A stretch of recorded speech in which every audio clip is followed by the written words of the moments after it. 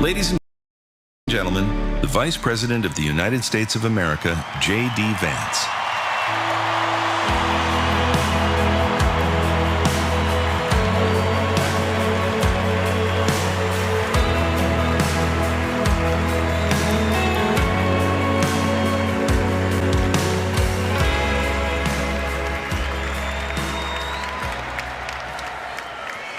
Thank you. Thank you all so much. You know,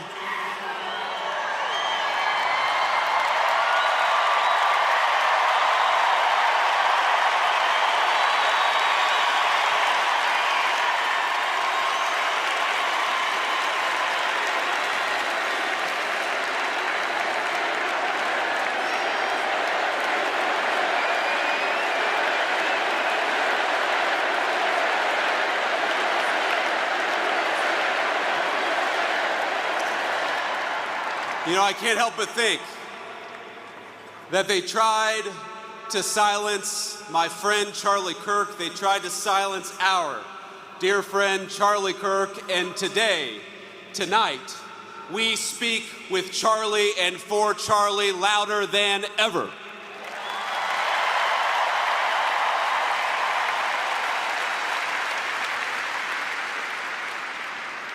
The evil murderer who took Charlie from us expected us to have a funeral today, and instead, my friends, we have had a revival in celebration of Charlie Kirk and of his Lord Jesus Christ.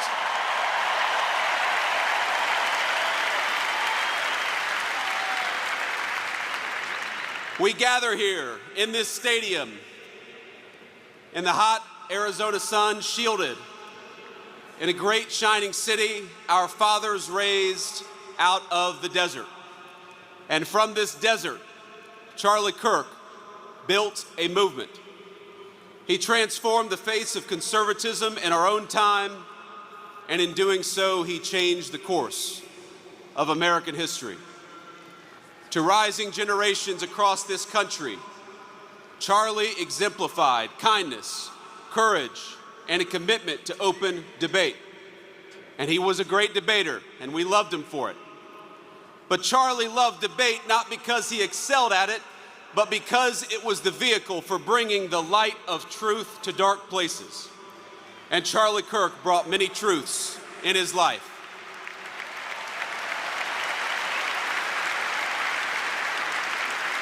Charlie brought the truth that young people deserved a stake in the future and that they deserved to have a voice.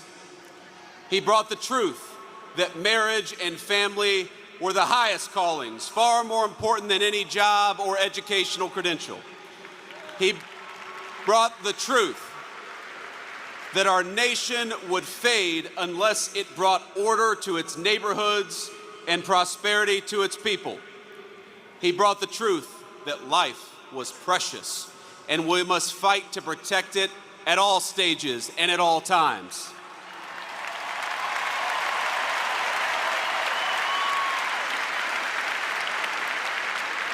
But most of all, Charlie brought the truth that Jesus Christ was the King of Kings and that all truth flowed from this first and most important one.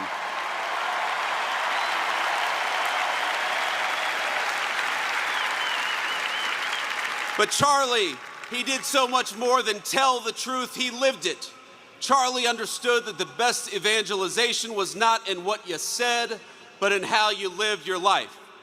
And in this city, he lived his life well. He raised a wonderful family. He had a beautiful wife, 2 beloved children, and a loving and godly home. In this, he showed us the importance of family. He lived 3 decades he had on this earth with a sense of Christian virtue that would make any man, any person proud. And in this, he showed the importance of following God.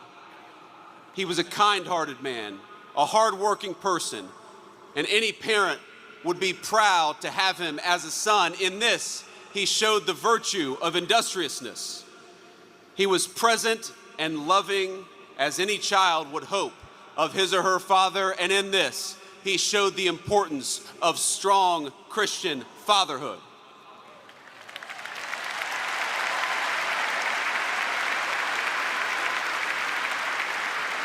He was fearless and he was bold, as any follower would hope would be true of a leader. And in this, he showed all of us how to carry on after his death. You know, Charlie Kirk, he loved history. He devoured the ideas that formed the foundation of our civilization. He stood for a tradition that Socrates established 2,500 years ago: to question, to search, and to teach. He was Athens and Jerusalem, the city of reason and the city of God in one person. But if he loved those places, they were not his home. America was his home, and he was willing to die for it.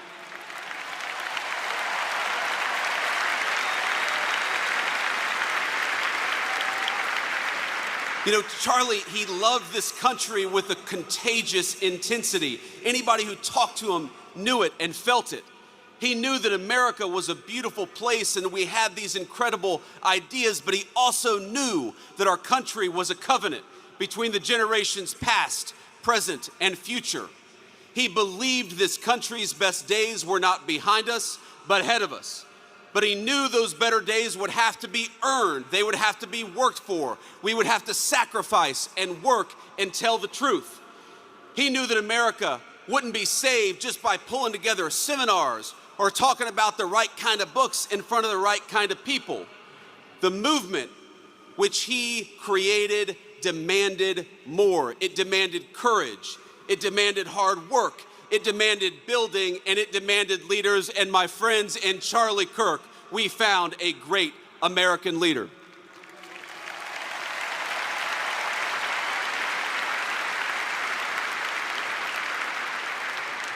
Now, our whole administration is here, but not just because we love Charlie as a friend, even though we did, but because we know we wouldn't be here without him.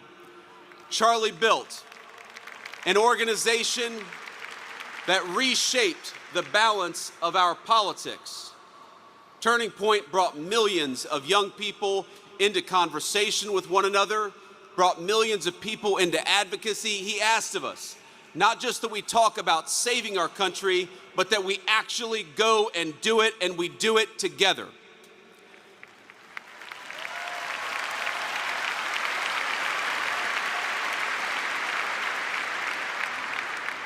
But even as Charlie built on a grand scale, his greatness was never only in his ambition. It was measured in the everyday moments as well, in the way that he treated ordinary people each and every single day. You know, you learn a lot about someone by how they treat others when the cameras aren't on. Charlie treated staffers as well as he treated the President of the United States. When I was just a guy polling at nothing in my Senate race back in 2021, Charlie helped me, not because I was a future vice president, but because I was a dear friend. I saw just a couple of months ago when a White House staffer struggled with the weight of his job and the responsibilities of new fatherhood. Charlie stopped what he was doing in the hallways of the West Wing and said a prayer for that staffer. Because Charlie believed that we were all children of God, he treated everyone with grace. And that is perhaps the enduring legacy of Charlie Kirk. You know, I was telling somebody backstage that I always felt a little uncomfortable talking about my faith in public, as much as I loved the Lord and as much as it was an important part of my life. I have talked more about Jesus Christ in the past 2 weeks than I have my entire time in public life.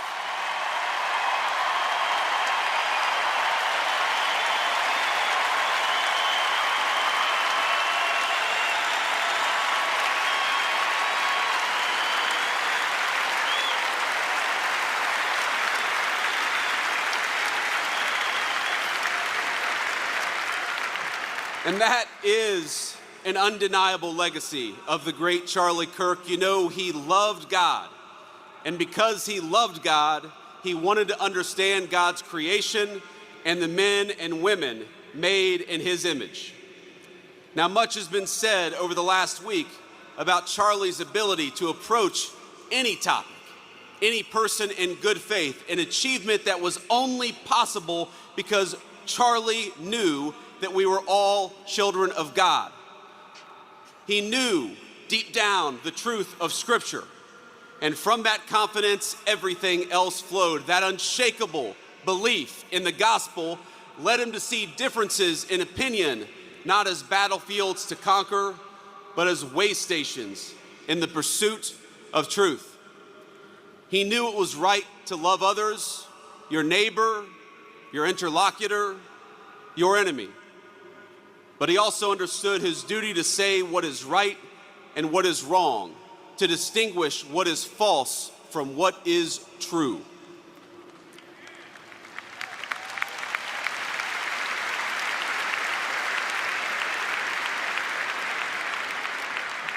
Charlie was slain, doing what he loved, telling the truth, proclaiming his faith, building out a dream. And now he's gone, and our hearts feel so empty because he's been taken from us. He's been taken from his parents and from his sister. He's been taken from our darling Erica and their beautiful children. And Erica, I know I speak for this entire auditorium when I say that we love you and we will never stop standing by your side, just as Charlie did.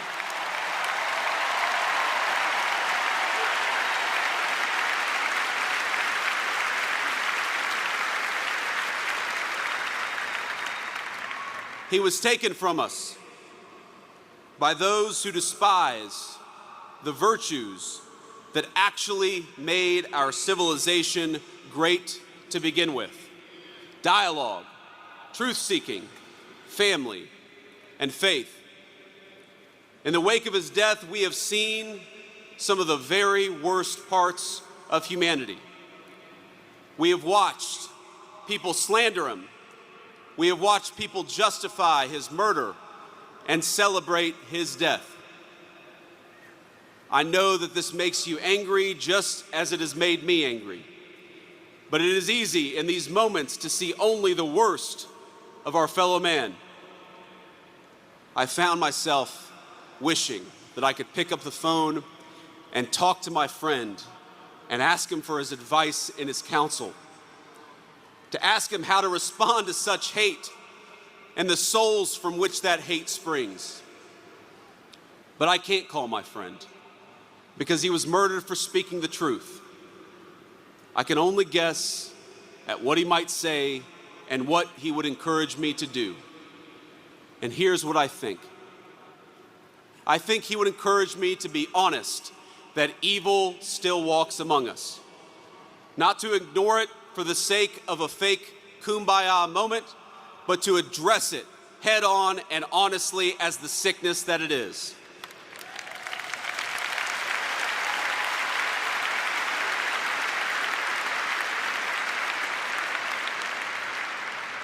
But I also think he would encourage me, he would encourage all of us to focus on the good. He would encourage us to remember that for every hateful voice celebrating his murder, there are 1,000 people mourning it and fighting for his legacy every single day.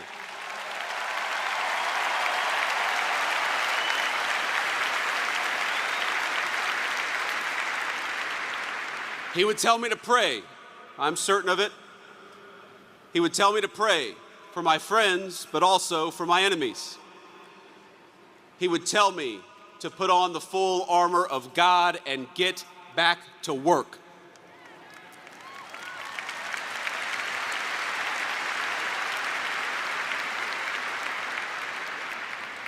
He would tell us to commit ourselves to telling the truth and to fight for that truth each and every single day. He would tell us to talk about God's love and the fact that that love applied everybody across the whole human family. Charlie suffered a terrible fate, my friends. We all know it. We all saw it. But think, it is not the worst fate. It is better to face a gunman than to live your life afraid to speak the truth.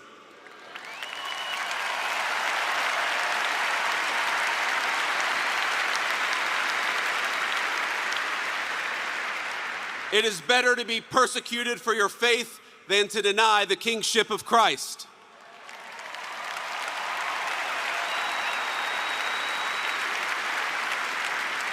It is better to die a young man in this world than to sell your soul for an easy life with no purpose, no risk, no love, and no truth.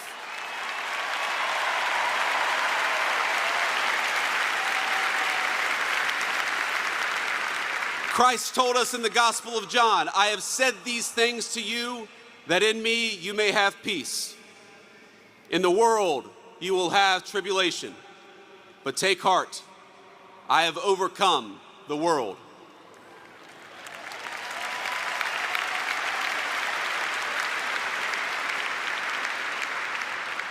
Charlie took heart, and now we must do the same. I've seen so many of you say, so many on social media, talk about for Charlie. We must do this for Charlie. For Charlie, we will speak the truth every single day.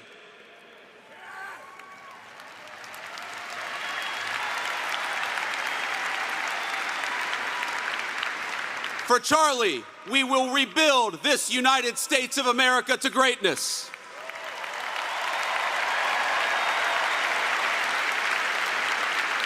For Charlie, we will never shrink, we will never cower, and we will never falter, even when staring down the barrel of a gun.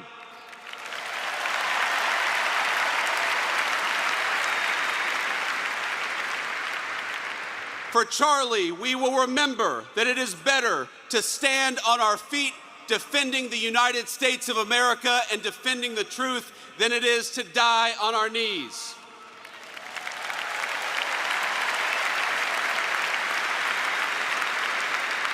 My friends, for Charlie, we must remember that he is a hero to the United States of America and he is a martyr for the Christian faith. May our Heavenly Father give us the courage to live as Charlie lived. That is what we must do for Charlie. You ran a good race, my friend. I love you. We've got it from here. Thank you.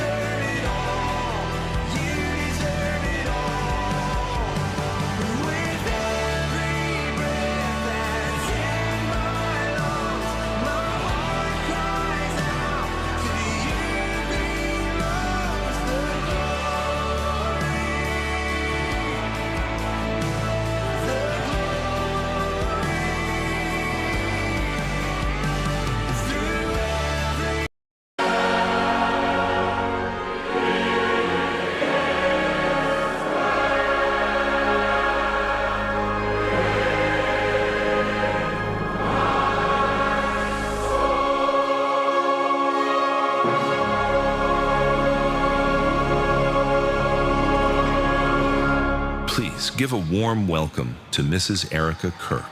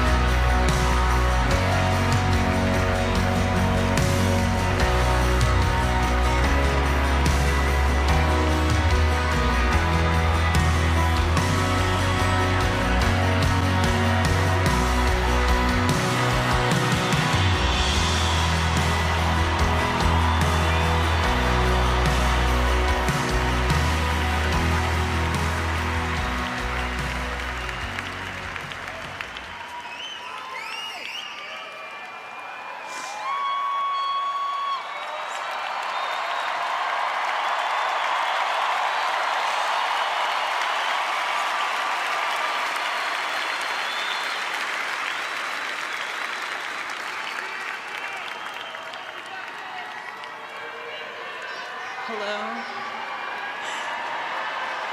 God bless all of you for coming here from all over the world to honor and celebrate my Charlie.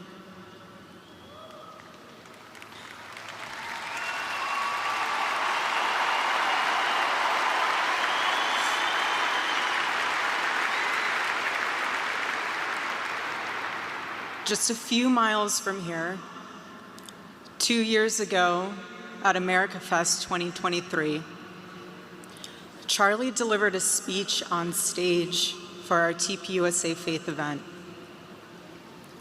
Charlie loves speaking off the cuff. He was very good at that, without a script. So I personally didn't know what he was going to say. And what he chose to speak about that day was his submission to the will of God. He quoted one of his favorite Bible verses, Isaiah chapter 6, verse 8. "Here I am, Lord. Send me." After Charlie finished, I met him backstage, and I spoke to him, and I'll never forget this. I said, "Charlie, baby, please talk to me next time before you say that statement." Because when you say something like that, there is so much power in that verse. When you say, "Here I am, Lord, use me," God will take you up on that. And he did with Charlie.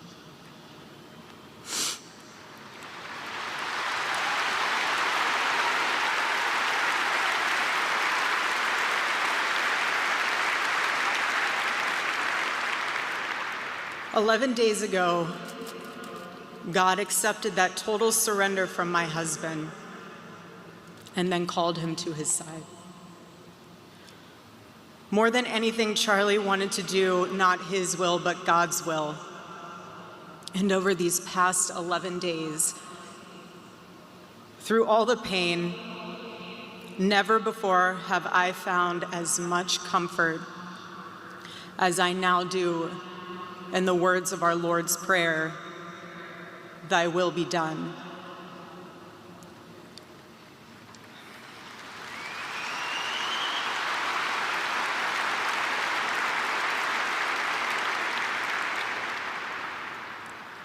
God's love was revealed to me on the very day my husband was murdered. On the afternoon of September 10th, I arrived at a Utah hospital to do the unthinkable, to look directly at my husband's murdered body. I saw the wound that ended his life. I felt everything you would expect to feel. I felt shock. I felt horror and a level of heartache that I didn't even know existed. But there was something else too. Even in death, I could see the man that I love. I saw the one single gray hair on the side of his head, which I never told him about. Now he knows. Sorry, baby, I'm telling you now, but never told him. Didn't want to. I also saw this. I also saw on his lips the faintest smile. And that told me something important. It revealed to me a great mercy from God in this tragedy. When I saw that, it told me Charlie didn't suffer. Even the doctor told me. It was something so instant that even if Charlie had been shot in the operating room itself, nothing could have been done. There was no pain. There was no fear. no agony. One moment, Charlie was doing what he loved, arguing and debating on campus, fighting for the gospel and truth in front of a big crowd. And then he blinked. He blinked and saw his Savior in paradise.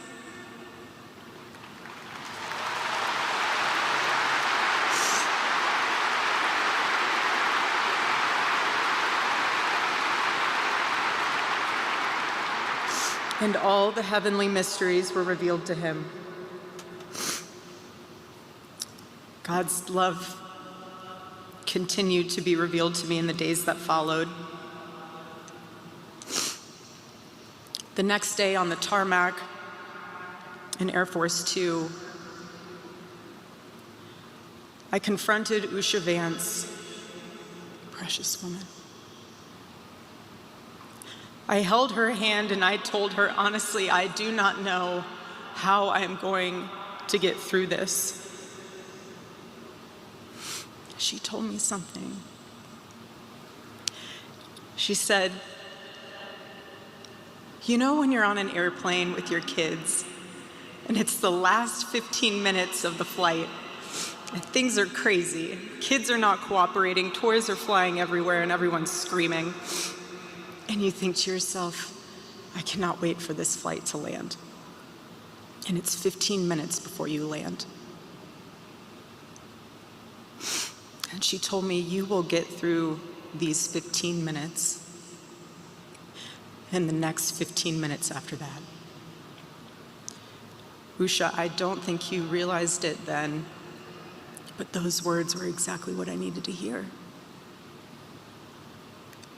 But most of all, God's mercy and God's love have been revealed to me these past 10 days. After Charlie's assassination, we didn't see violence. We didn't see rioting.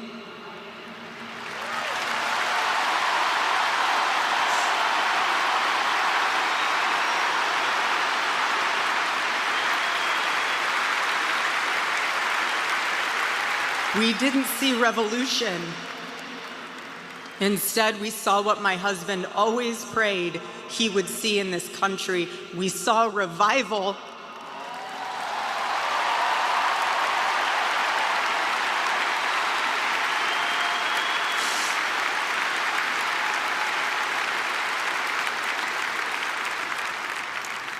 This past week, we saw people open a Bible for the first time in a decade. We saw people pray for the first time since they were children. We saw people go to a church service for the first time in their entire lives.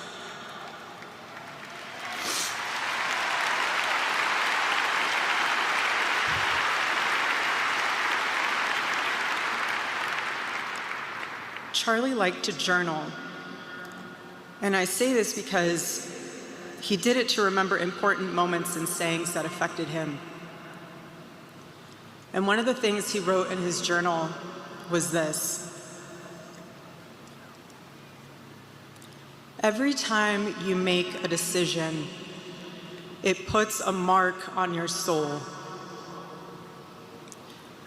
To those of you out there who just made that decision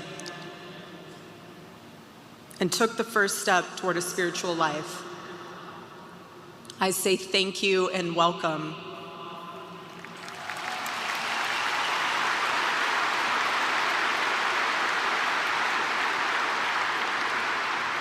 One day, I hope you look back and realize it was the most important decision of your life, because it is. All of you who are already believers, it is your job to shepherd these people. Do not take that lightly. Water the seed of their faith. Protect it and help it grow. Every day as Charlie rode into the office, he would go through his contact list. And I know there's many of you who were impacted by this. He would go through his contact list and send Bible verses for the day. He knew that faith was a habit. The more you live it, the more it grows. But know this too, the seed has only just been planted. The enemy will tempt you the most in a time like this one. God will always be there for you, but you must choose to mark your soul again and again in the direction of Christ.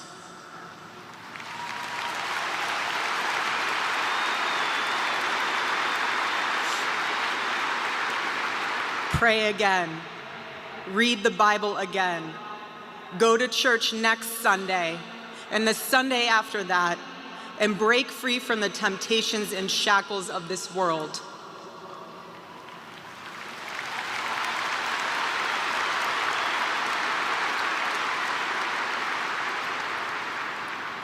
Being a follower of Christ is not easy.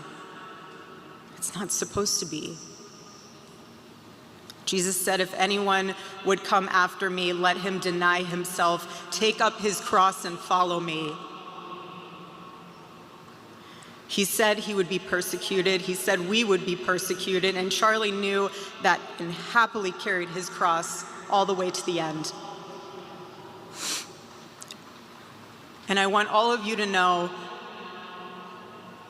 while Charlie died far too early, he was also ready to die. There was nothing he was putting off. There was nothing that was too hard or too painful, or nothing that he just felt like he didn't want to do it. He left this world without regrets. He did 100% of what he could every day. But I want you to know something. Charlie died with incomplete work, but not with unfinished business.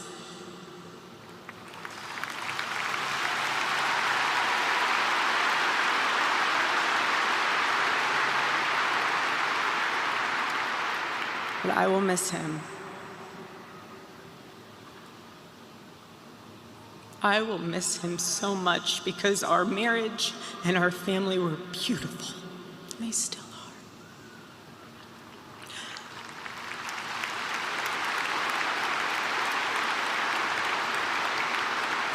The greatest cause in Charlie's life was trying to revive the American family. When he spoke to young people, he was always eager to tell them about God's vision for marriage and how, if they could just dare to live it out, it would enrich every part of their life in the same way that it enriched ours. And someone once asked me how Charlie and I, how we kept our marriage so strong when he was busy traveling. And our little secret, it was love notes. Every Saturday, Charlie wrote one for me, and he never missed a Saturday. And in every single one of them, he'd tell me what his highlight was for the week, how grateful he was for me and our babies. And always at the end, he would always end it with asking the most beautiful question. He'd always end it by asking, please let me know how I can better serve you as a husband. Charlie perfectly understood God's role for a Christian husband. A man who leads so that they can serve.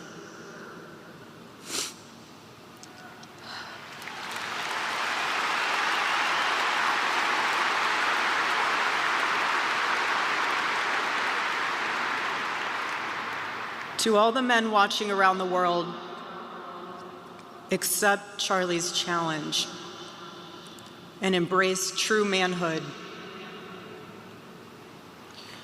Be strong and courageous for your families Love your wives and lead them. Love your children and protect them. Be the spiritual head of your home. But please be a leader worth following. Your wife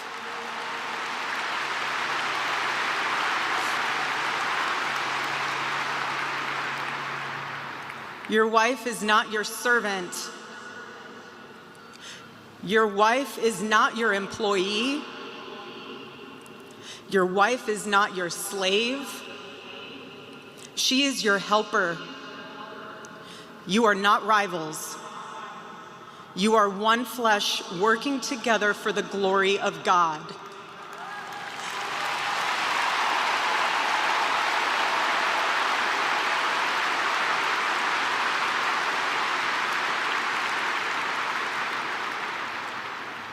I was Charlie's confidant. I was his vault. His closest and most trusted advisor, his best friend. I poured into him and loved him so deeply, empowered him, because his love for me drove me to be a better wife. Every day he honored me, and I prayed that I could be the wife that God needed me to be for my husband. Women, I have a challenge for you too. Be virtuous. Our strength is found in God's design for our role. We are the guardians. We are the encouragers. We are the preservers. Guard your heart. Everything you do flows from it. And if you're a mother, please recognize that is the single most important ministry you have.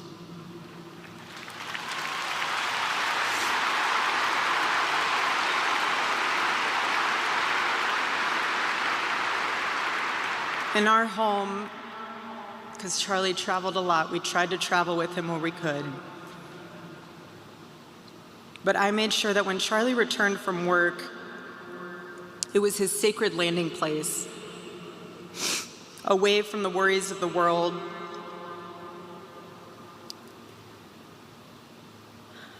I didn't make him feel guilty for being away too long or too much, or getting home too late. I always told him, home is here for you, and it'll be ready for you. And I made it into this place where he wanted to be as soon as possible when he was on the road. There was no keeping score between us. We were a team, working together for the same mission. I never wanted to be the one standing between Charlie and the task that God prepared for him, had set for him. And I knew Charlie would always do his best to help me with the same. My marriage with Charlie was the best thing that ever happened to me. And I know it was the best thing that ever happened to him as well. He wanted everyone to experience that joy. And that's what's so beautiful about God's design for marriage, is that everyone can. And I could talk endlessly about it, and years to come I will. But Charlie's mission above all was aimed directly at those who aren't married. He named his organization well. He knew things were not right with America, and especially with young people, and they needed a new direction. Charlie passionately wanted to reach and save the lost boys of the West. The young men who feel like they have no direction, no purpose, no faith, and no reason to live. The men wasting their lives on distractions, and the men consumed with resentment, anger, and hate. Charlie wanted to help them. He wanted them to have a home with Turning Point USA. And when he went onto campus, he was looking to show them a better path and a better life that was right there for the taking. He wanted to show them that.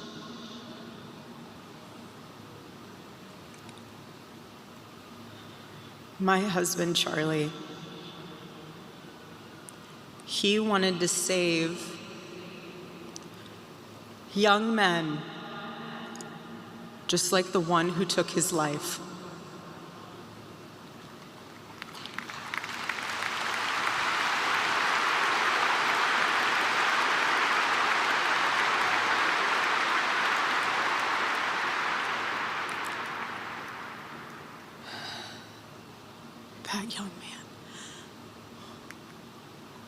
That young man, on the cross, our Savior said,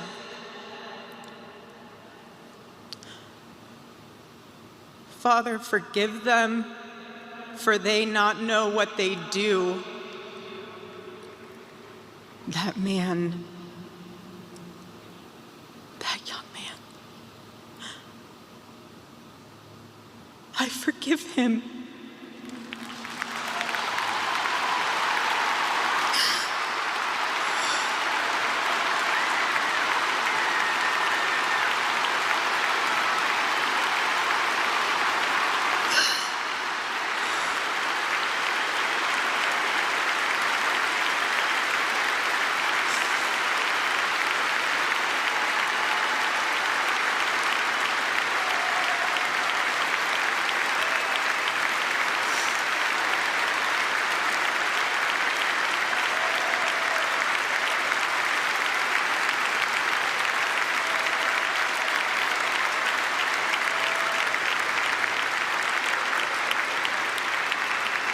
I forgive him because it was what Christ did and is what Charlie would do.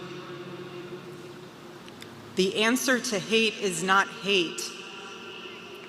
The answer we know from the gospel is love, and always love. Love for our enemies and love for those who persecute us. The world needs Turning Point USA. It needs a group that will point young people away from the path of misery and sin. It needs something that will lead people away from hell in this world and in the next. It needs young people pointed in the direction of truth and beauty. And so I promise you today, every part of our work will become greater. I am tremendously honored to be the new CEO of Turning Point USA.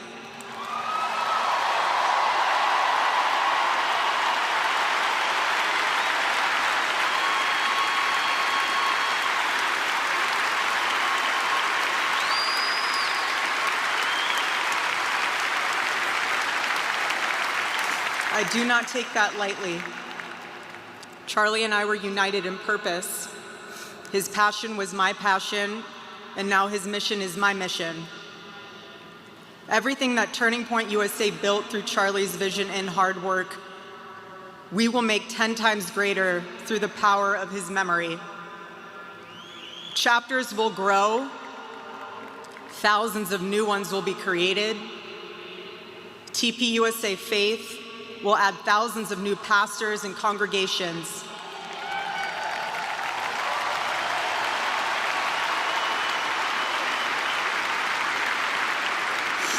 And yes, campus events will continue, and we will continue to hold debates and dialogue.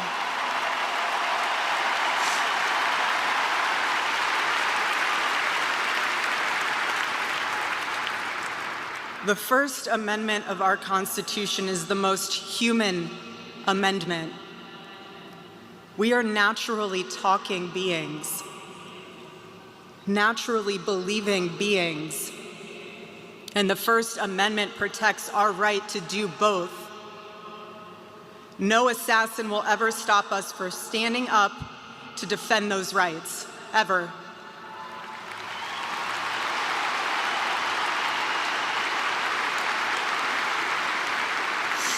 Because when you stop the conversation, when you stop the dialogue,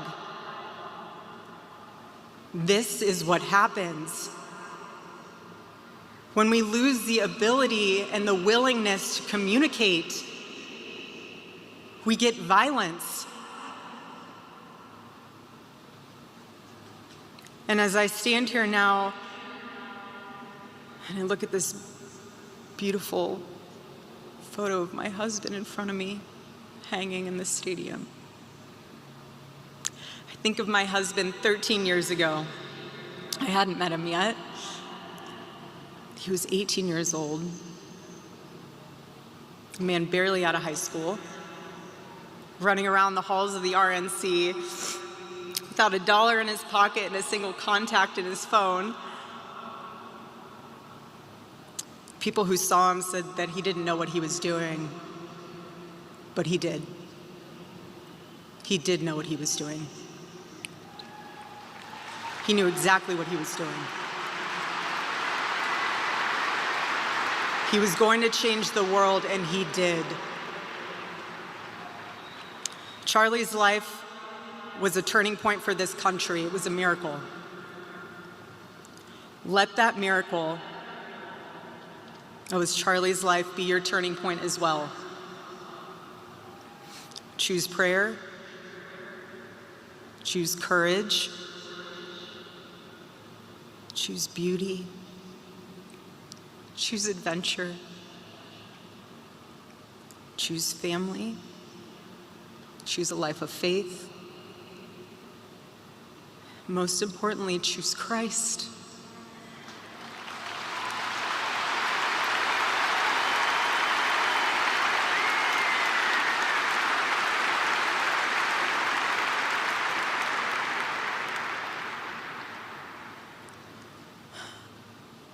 I love you, Charlie, baby. And I will make you proud.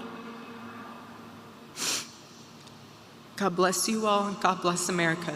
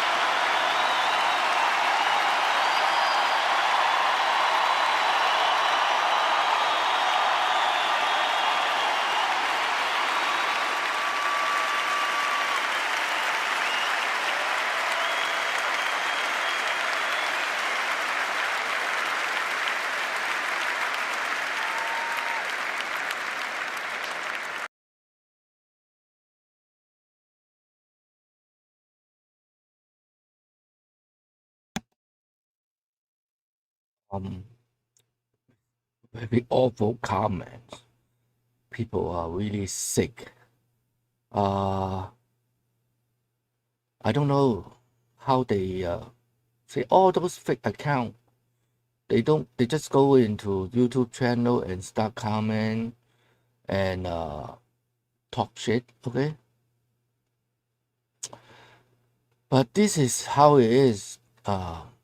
This is how stupid the peoples are, and that's what Charlie Kirk trying to do. Trying to educate people, trying to help people to see through a different perspective. I don't know how they are here watching a widow speaking, and she is her husband was murdered. I cannot go to a sauna because personal commitment, so I cannot leave.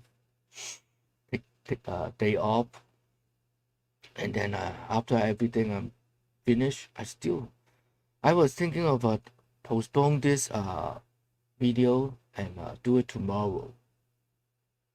But I think it's better because tomorrow every day have something new.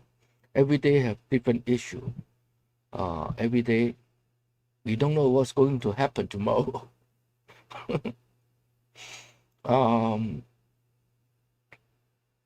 So I have many friends. They went. I do wish I can be there too. But this is the verse. If you see the script, I have my X account post. Even though I'm not there, I know I'm with Charlie Kirk's family, especially the Turning Point USA, because they did a lot. They did the whole. It's not easy because once you do it, you know it's very difficult. What Charlie Kirk is doing is exceptional.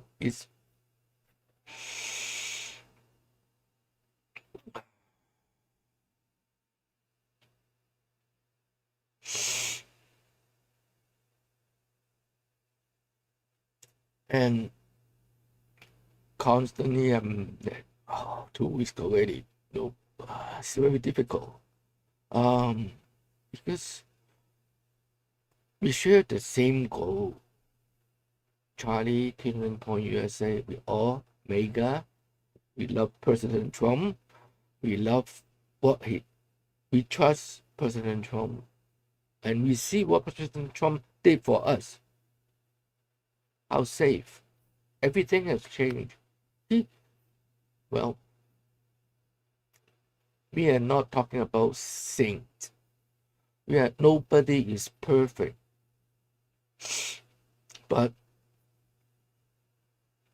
President Trump is the best president.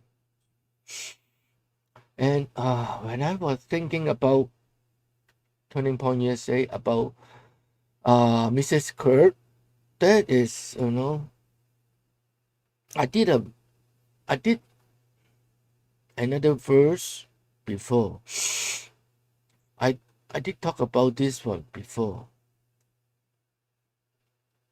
When before Jesus go on the cross, he tell his disciple,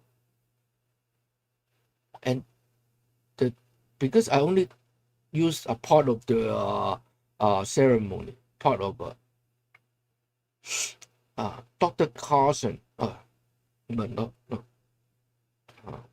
Ben Carson, Dr. Ben Carson did use this scripture to encourage every one of us, because we lose someone and we don't know what to do.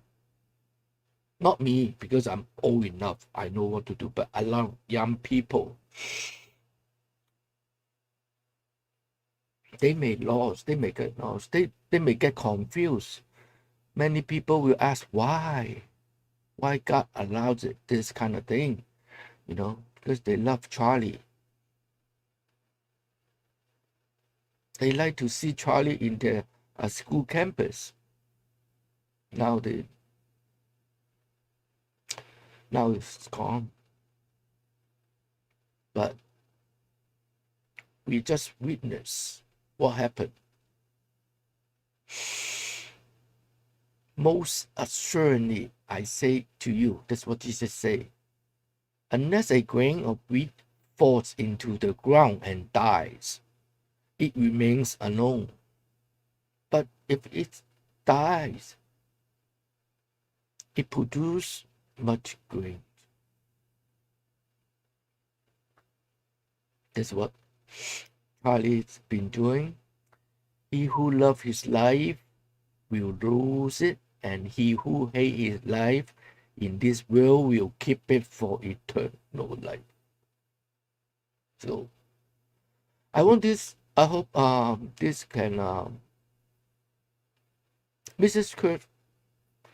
I hope Mrs. Kirk has a chance to this section, this part, because Charlie Kirk for sure is in eternal life. And if anyone serve me, let him follow me. And where I am, there my servant will be also. God love kid. God love next generation. If anyone serve me, him my Father will honor. So, yeah. Charlie Kirk is a servant, God's servant. He really go around and serve. And that's why he is in eternal life. And this is after Moses died. God talked to Joshua.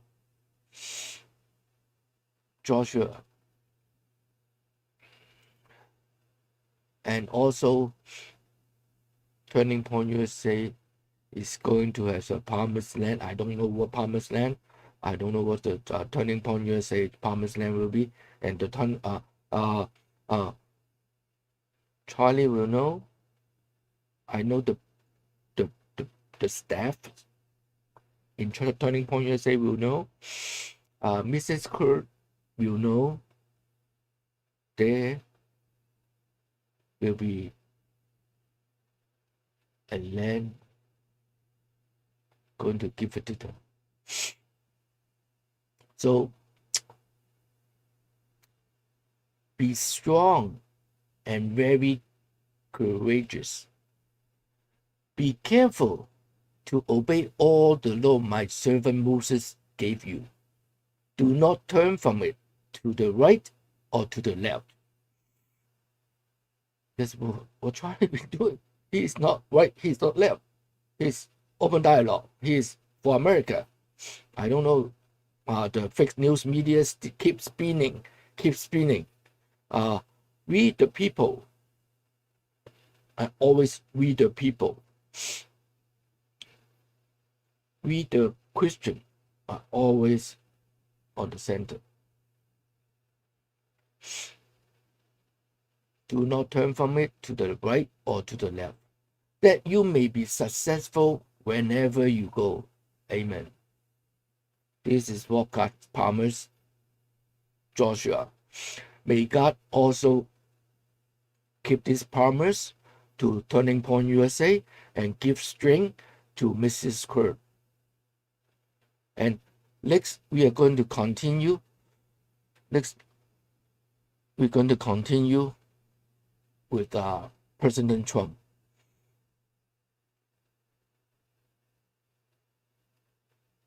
Let's see.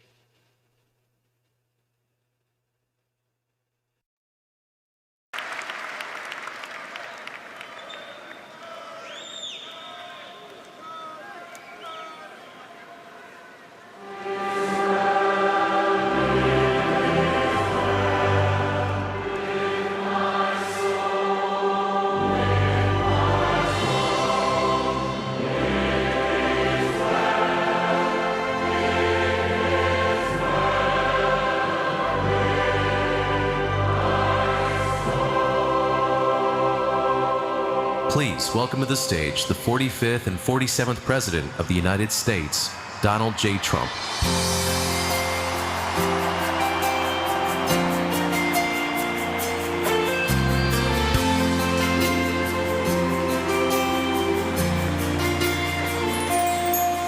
If tomorrow all the things were gone, I'd work for all my life, and I had to start again with just my children and my wife.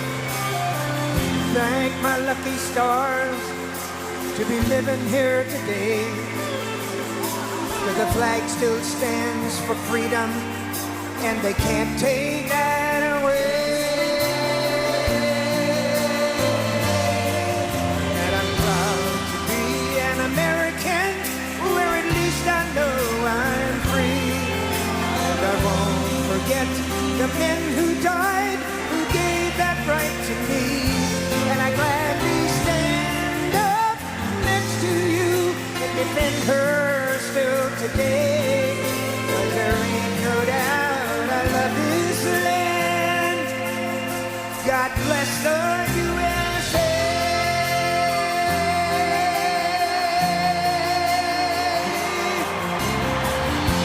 For America, for Charlie Kirk. From the lakes of Minnesota to the hills of Tennessee, across the plains of Texas, from sea to shining sea, from Detroit to Houston, over New York to LA.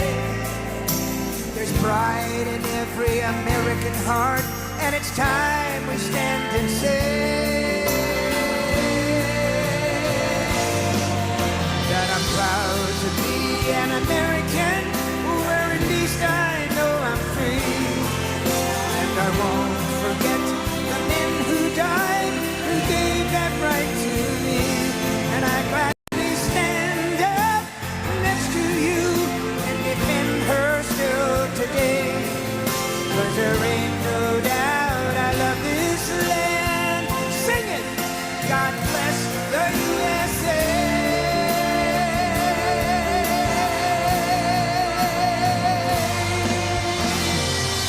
Proud to be an American, where at least I know I'm free. And I won't forget the men who died, who gave that right to me. And I gladly stand up next to you and defend her still today. 'Cause there ain't no doubt I love this land.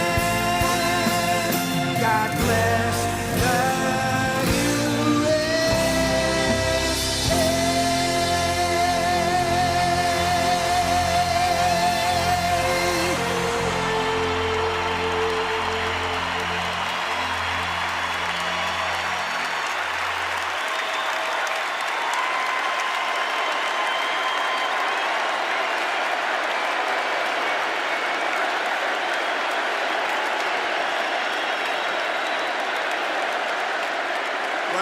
Thank you very much, Lee.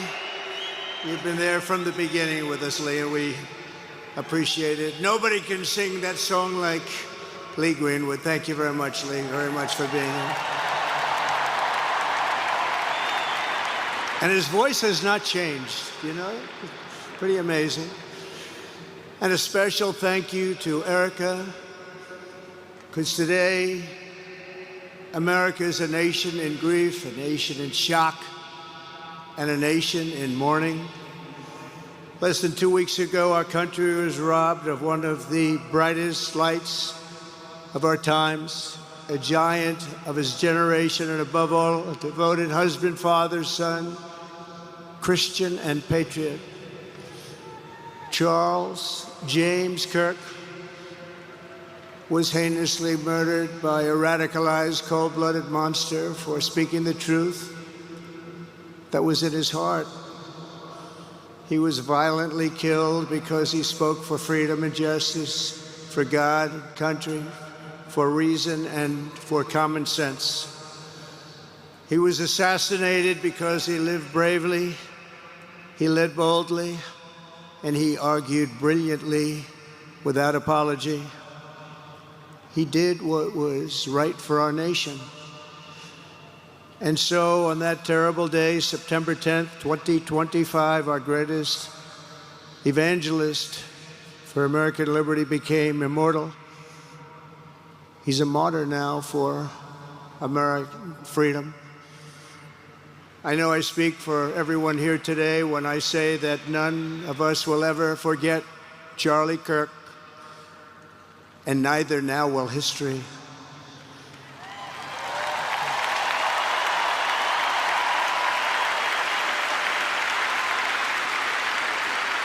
Because while Charlie has been reunited with his Creator in heaven, his voice on earth will echo through the generations, and his name will live forever in the eternal chronicle of America's greatest patriots.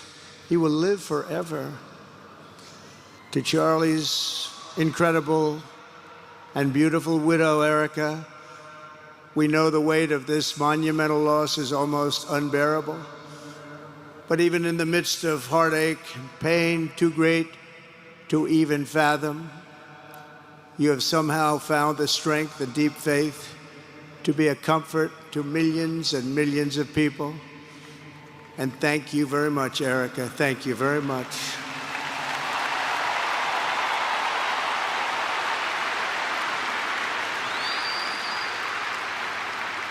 Today, an entire nation wraps its loving arms around you and your beautiful children.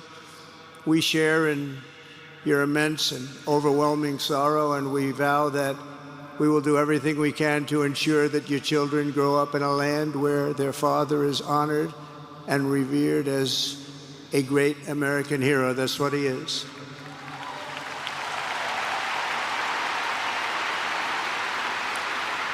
To Charlie's parents who lost their beloved son, and to the entire Kirk family, we know that no words can ever be enough to fill the void he leaves behind. That's a void that just can't be filled.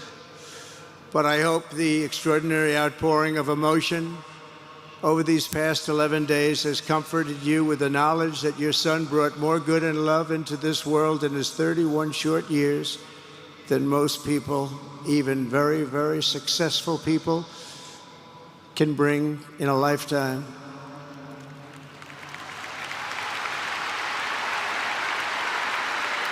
Charlie Kirk loved America with everything he had, and as we can see so clearly today, America loved Charlie Kirk.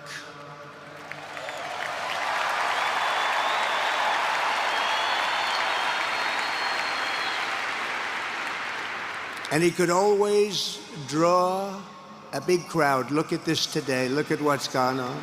This is a big crowd.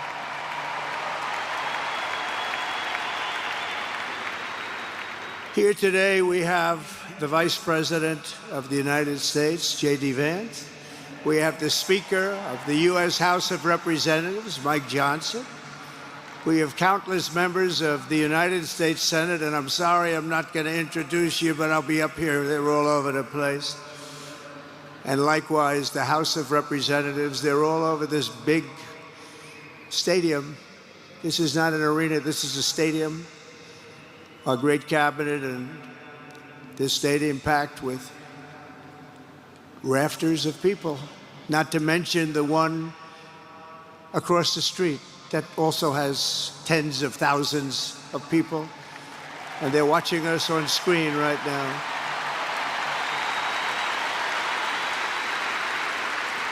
And I'm sorry we couldn't get you in. If anybody would like to give up your seat, please walk across the street. But this is like an old-time revival, isn't it? An old-time revival.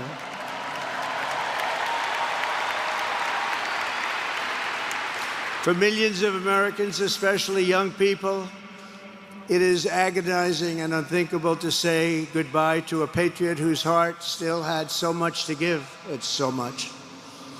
Raised in the suburbs of Chicago, Charlie was filled with a patriotic spirit from his youth, and he was an all-American in everything he did. And one of the last things he said to me is, "Please, sir, save Chicago." We're going to do that. We're going to save Chicago from horrible crime.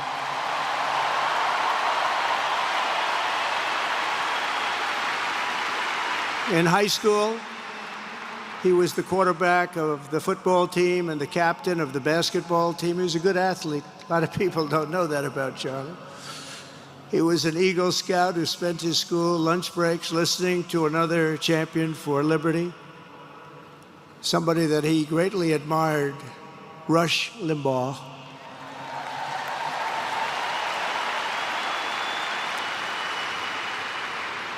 But what was even more important to Charlie than politics and service was the choice he made in the 5th grade, which he called the most important decision of his life, to become a Christian and a follower of his Savior, Jesus Christ.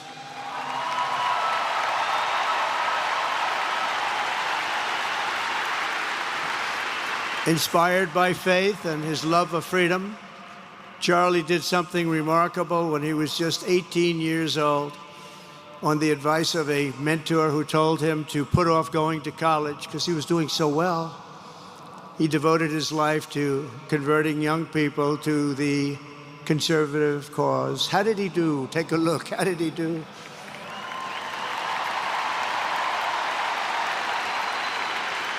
In 2012, 2 days after graduating high school, and with just $1,800 in his pocket, the young man from Illinois, who no one had ever heard of, started an organization whose grand ambitions were captured in its name, Turning Point USA. Great name.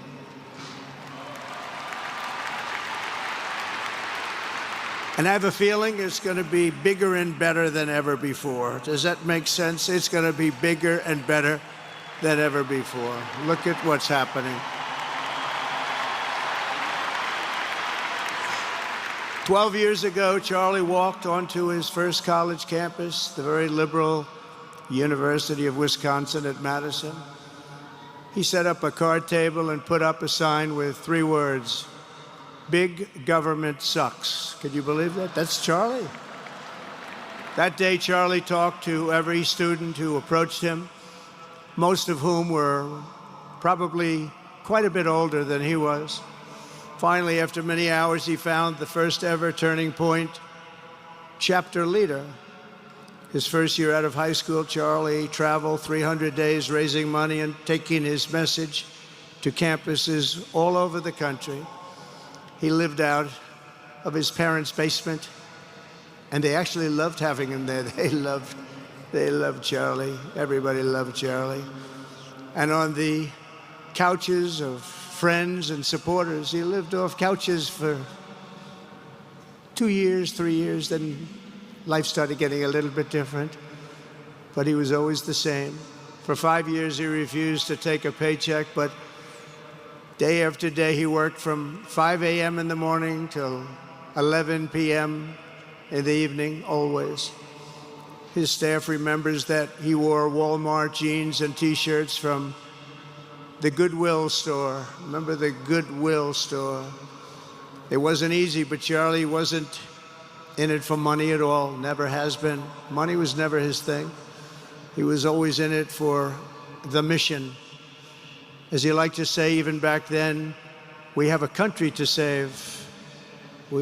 Just what he did. He'd call me all the time, "Sir, we have a country to save." I said, "Charlie, thanks very much for telling me that. I appreciate it." Charlie volunteered for my 2016 campaign and traveled the nation with my son Don and Eric. I got to know him very well and saw immediately that Charlie was actually a master builder of people. It was Charlie who first started organizing young black conservatives hungry for support and leadership. It was Charlie who stood up for persecuted Christians and Jews on college campuses. It was Charlie who helped bring online censorship, free speech, and cancel culture to the fore of our political debate. He was right up there with me. It was Charlie who helped unite MAGA, and you know what MAHA is? That's right, Make America Healthy Again. And tomorrow we're going to have one of the biggest announcements, really medically, I think, in the history of our country. We're going to be doing it with Bobby and Oz and all of the professionals. I think you're going to find it to be amazing. I think we found an answer to autism. How about that? Autism. Tomorrow, we're going to be talking in the Oval Office in the White House about autism, how it happens, so we won't let it happen anymore, and how to get at least somewhat better when you have it, so that parents can help their child, their beautiful child. That's a big one. I've been bugging everybody over there, get the answer to that. You know, 20 years ago, 1 in 10,000 were born with autism. 20 years ago, the most recent survey says 1 in 12. How bad is that? That's for young boys, baby boys, but also girls, a little bit better. It's about 1 in 20. But we can't, because obviously there was something really wrong, and we think we know what that is. It's going to be, I think it's going to be one of the most important news conferences I'll ever have, and I look so forward to it.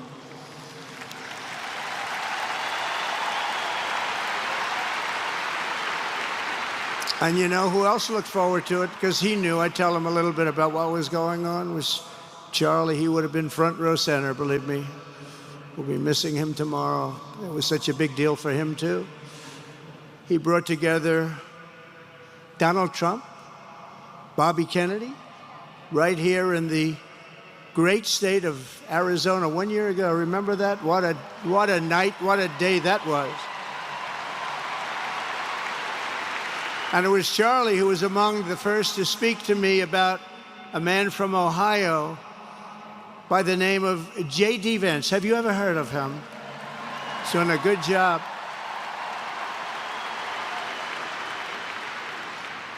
But Charlie would often call me, sometimes the night before a big event, the other side of the country.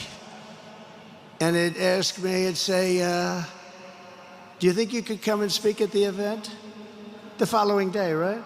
I'd say, Charlie, give me I'm the President of the United States. You want me to travel 4 hours by plane? And you know, sometimes I did it.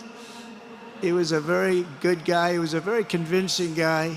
He didn't stop, but he would ask for things like that. Sir, could you be tomorrow in California? I said, Charlie, give me a break, please. He just wouldn't stop. And he succeeded. But I almost always went because you never wanted to let Charlie down. He worked so hard. You just didn't want to let him down. I felt guilty. He'd make me feel very guilty. As president, many people asked me for things, but Charlie was one of the few who always gave more than he took. He was a giver, much more than a taker.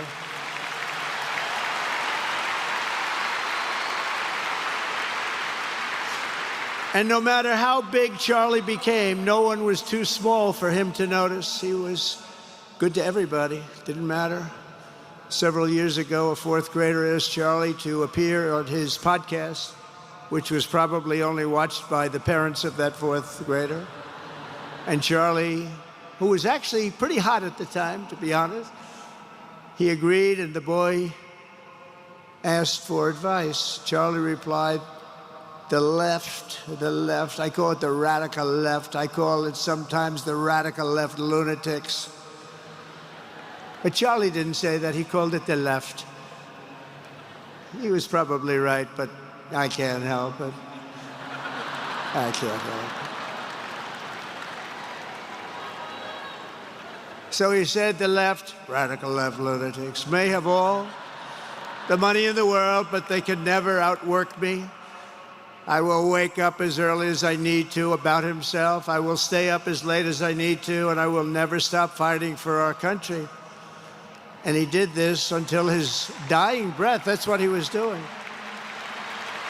That's what he was doing. Think of it. Wow.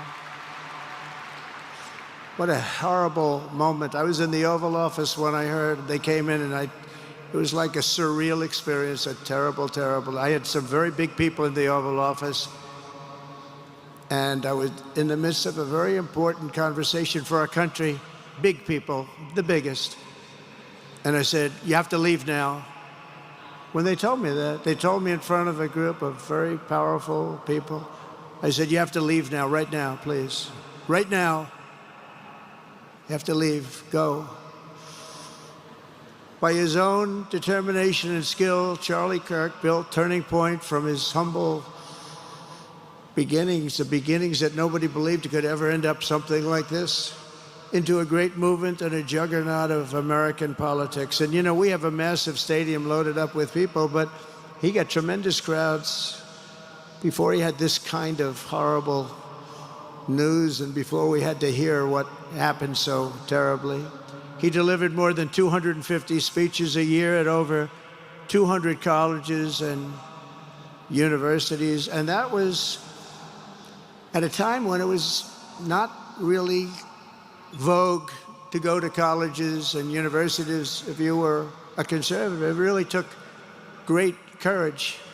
And we used to talk, and I said, I think they're much more conservative than we know, and he agreed, but it just wasn't something that was happening because the radical left would do very bad things, very dangerous things. But Charlie set up chapters on 2,200 campuses and spoke at more than 1,000 churches. He launched a podcast and radio show that grew to an audience of 1 million Americans a day, one of the bigger shows on radio. And Charlie didn't just bring young people into the movement. All of a sudden, it started to grow by leaps and bounds. By 2024, we won more young people than any Republican candidate in the history of our country, including, for the first time, a majority of males under 30. Can you believe it? Remember when Republican presidential candidates would get 4%? No, we did unbelievably with young people. And he was a big, big factor. Unbelievable. But he made me work for it. Sir, you have to make a speech here, you have to make a speech there. But we did it, and we won, and our country is doing unbelievably well now. We had a country that was dead 1 year ago, and now we have the hottest country anywhere in the world. And Charlie helped us make it that. One of the great people. But through it all, the core of Charlie's message and his basic method never changed. It never really changed. He stayed the same person also.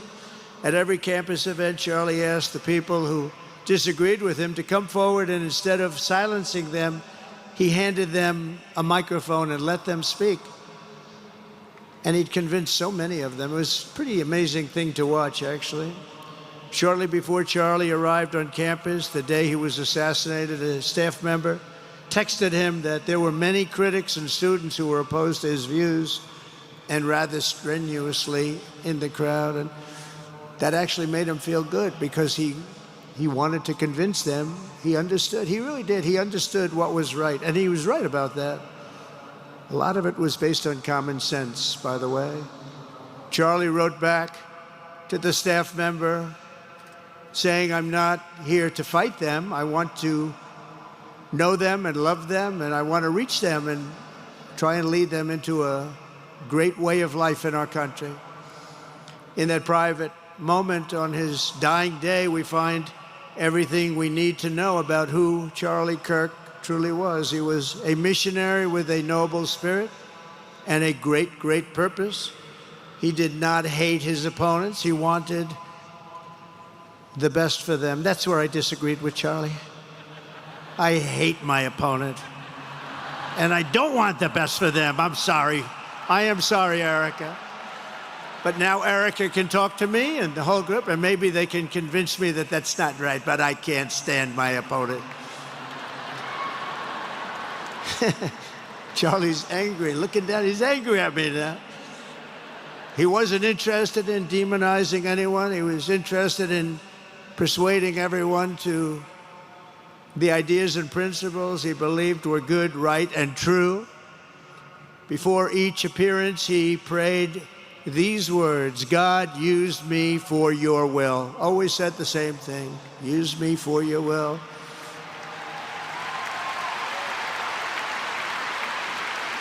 And that is exactly what God did. When you think, that's exactly what he did. The more success Charlie had, and he was getting more and more successful, the more dangerous his mission became. On campuses all over the country, his quest for open dialogue was met with menacing hate. There were bomb threats, pulled fire alarms, and countless rage-filled radicals who tried to shout him down. It was nasty. I used to say, Charlie, this is nasty stuff you're doing. At one event, police had to build barricades to protect students from an angry mob of thugs. Many of these people, by the way, are paid a lot of money to do this. They're agitators. They're paid agitators. Remember that? When you see they all have the same beautifully printed sign, every sign is identical, comes out of a top-level print shop. That's not the signs that are made in somebody's basement. Those are paid for by very bad people, and hopefully we're going to be finding out through the DOJ who those people are.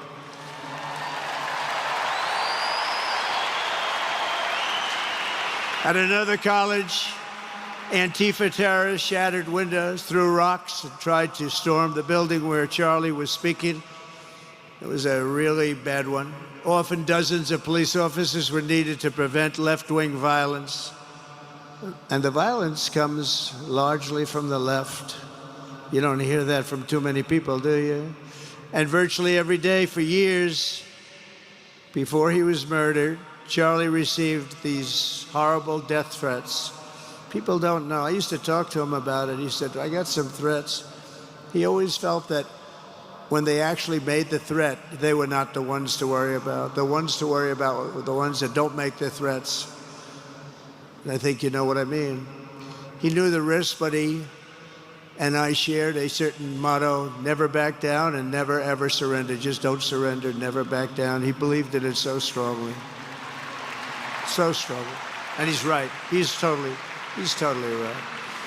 The radicals and their allies in the media, sometimes referred to, as my son said, the fake news media, tried to silence Charlie for a simple reason, because he was winning, and he was winning big. He was taking over college campuses, colleges that had, in theory, only very liberal, or as they like to say, progressive. I call them liberal, but they like to call themselves, because such a beautiful word, progressive. They're the opposite of progressive, if you think about it. But they were really nasty, and he would go into these colleges. All of a sudden, within 2 years, 3 years, they turned into bastions of conservatism. It was really quite amazing to see. They lied about him because they did not want you to listen to him or to learn from him, because what he was talking about and even preaching made so much sense. Everywhere he went, he won the debates, he won the hearts, he won the minds, and yes, he won the elections for people. He helped us, he helped other people. We won the biggest election in the history of our country, I believe.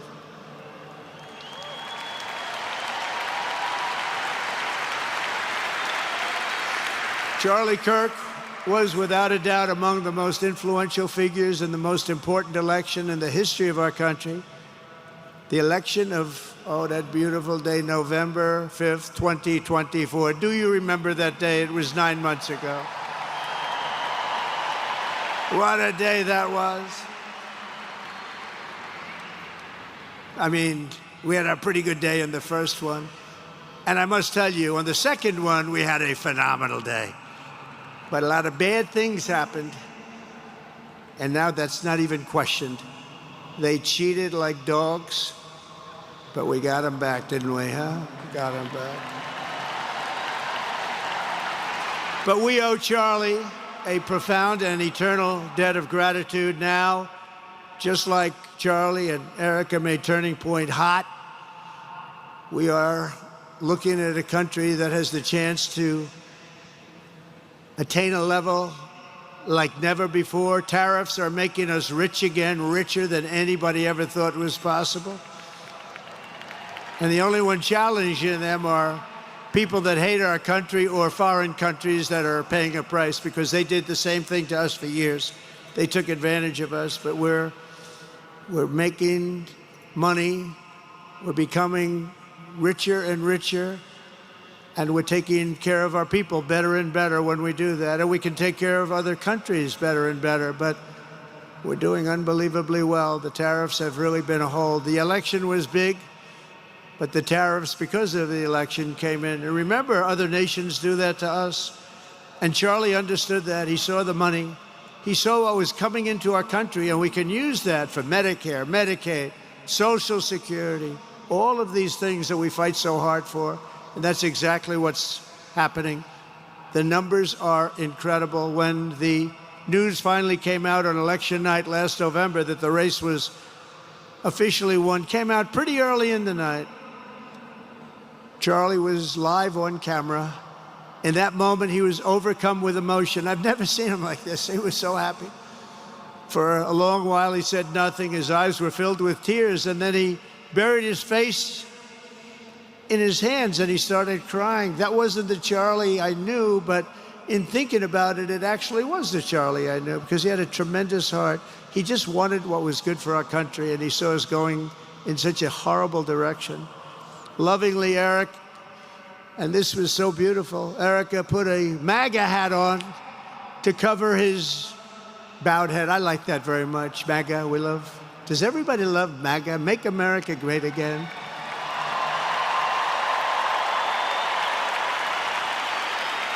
When Joe Biden used to get up, remember the speeches? We will stop MAGA. We will stop MAGA. You know, he could barely get the words out. We will stop. I said, can somebody inform him that MAGA means Make America Great Again? How do you say you're going to stop it? And Charlie understood that. When Charlie finally looked up and spoke, he smiled through the watery eyes and simply said, I am humbled by God's grace. That was his statement that night. I was watching him.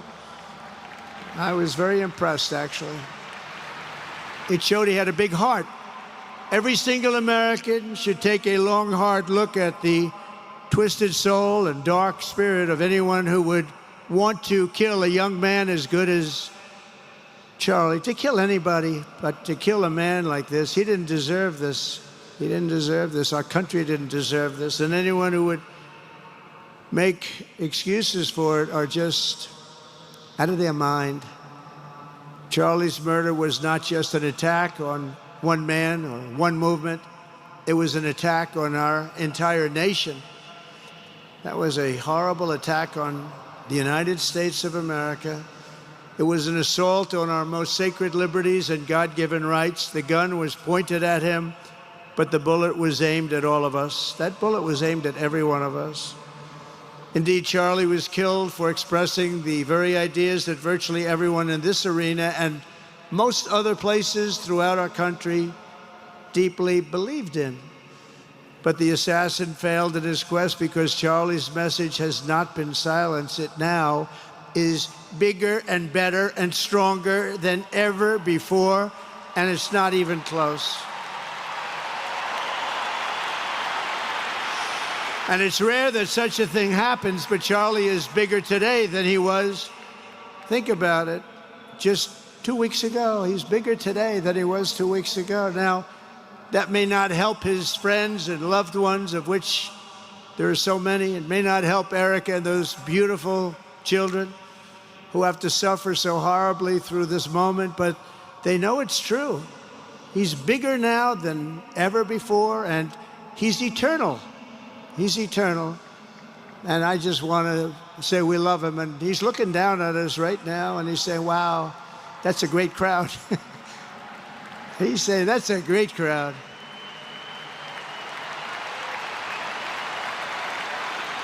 And it's a great crowd of patriots. But that's why I will soon award Charlie the nation's highest civilian honor, the Presidential Medal of Freedom. It's the highest civilian honor.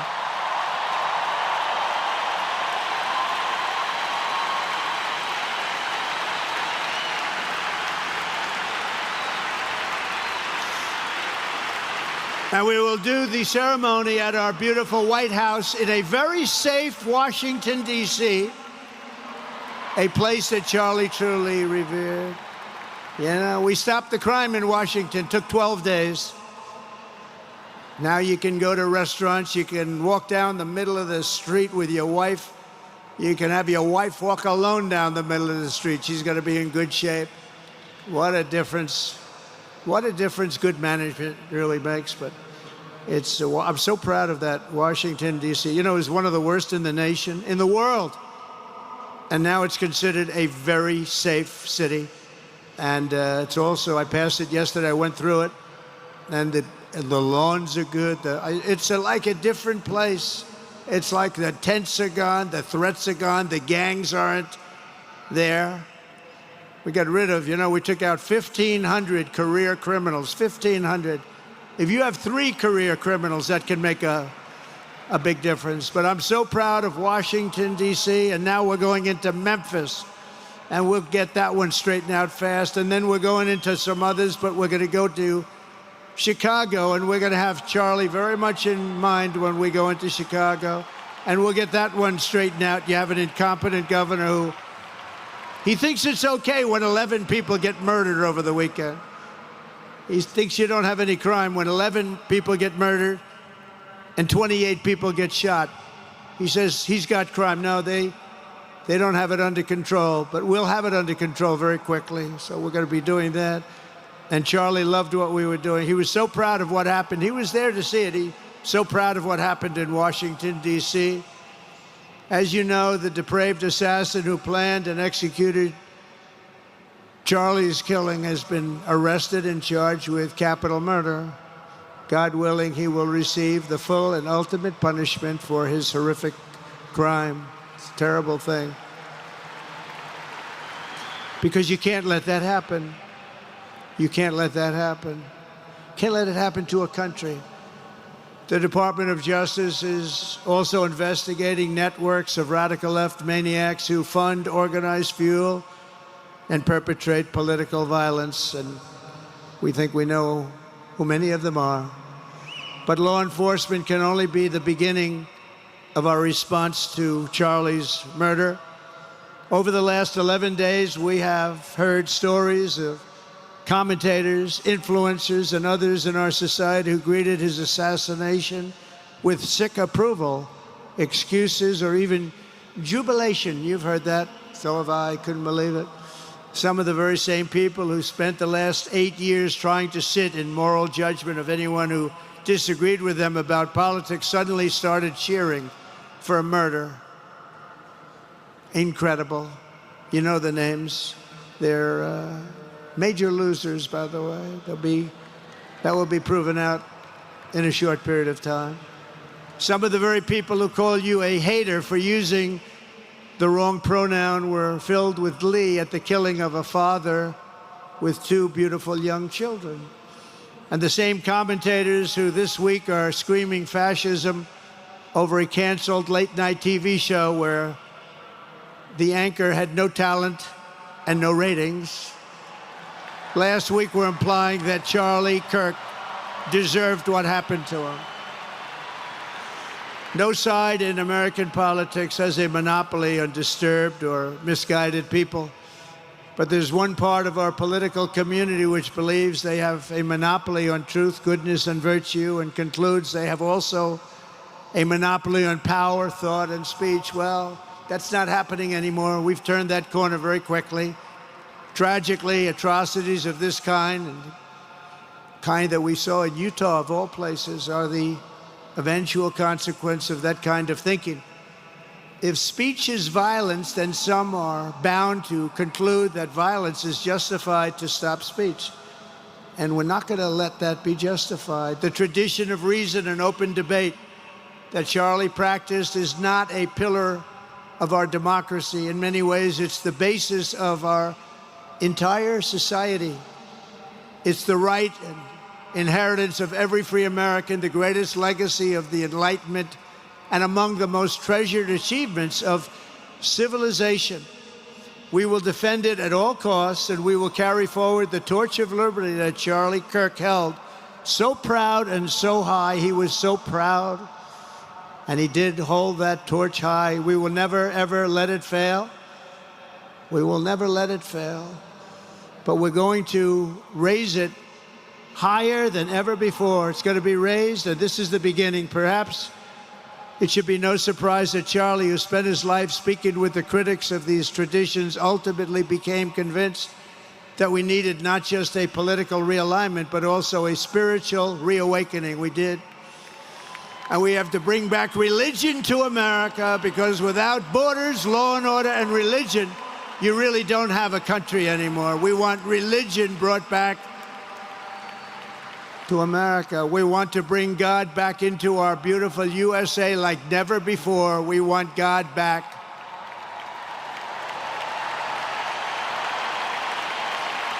Charlie would have been so pleased to hear his friends and colleagues today giving testimony and giving glory to God. Within minutes of the gunshot in Utah, millions of Americans, young and old, heard the news and dropped to their knees and started praying. Even many who rarely prayed asked God for a miracle. Please, God, save Charlie. But although Charlie's time with us on earth has ended, those prayers for a miracle have already been answered. Look at what's happening. Look at what's happening. In the days since Charlie's death, we have seen how his legacy has touched so many millions around the world. In Calgary, Canada, thousands gathered at City Hall to sing the American national anthem and raise up posters with the name Charlie Kirk. In Seoul, South Korea, crowds gathered to wave American flags and shout, "We are for Charlie Kirk." His memory has been honored in the streets of Berlin, Warsaw, Vienna, Sydney, Madrid, London, Tel Aviv, and all over the world. So beautiful to watch. A man as far away as rural Australia texted a pastor, "I'm going to come to church tomorrow for the first time ever." The pastor asked, "Why is that?" The man replied, "Because of Charlie Kirk." Can you imagine? The lesson of Charlie's life is that you should never underestimate what one person can do with a good heart, a righteous cause, a cheerful spirit, and the will to fight, fight, fight. Have to fight. We're saving our country. And Charlie's a big factor, such a big factor. Charlie Kirk started with only an idea to change minds on college campuses, and instead he ended up with a far greater achievement, changing history. He changed history. Today, Charlie Kirk rests in glory in heaven for all eternity. He has gone from speaking on campuses in Wisconsin to kneeling at the throne of God, where he is right now.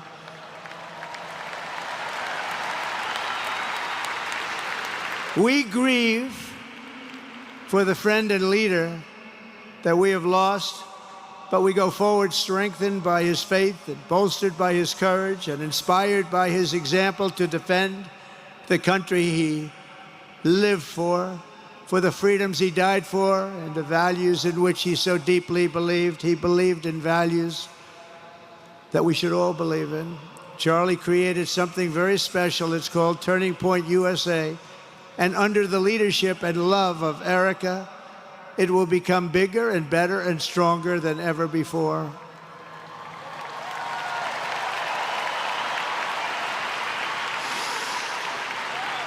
So, Charlie, we all want to thank you. We want to say a very loud God bless you, Charlie. God bless you for what you've done is incredible. And God bless Erica and the children. God bless the United States of America. And could I ask Erica, please come out. Erica, please come out. Thank you.